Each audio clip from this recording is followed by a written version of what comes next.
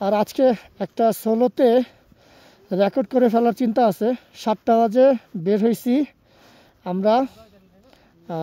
কি যেন জায়গাটার নাম,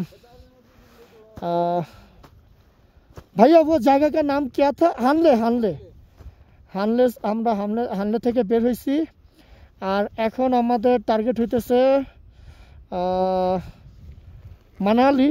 আর মানালিতে যাওয়ার জন্য একটা শর্টকাট আছে, আর ওই শর্টকাটটা দিয়ে বের হয়ে আমরা এখন এই যে ডিব্রিং দিয়ে যাব।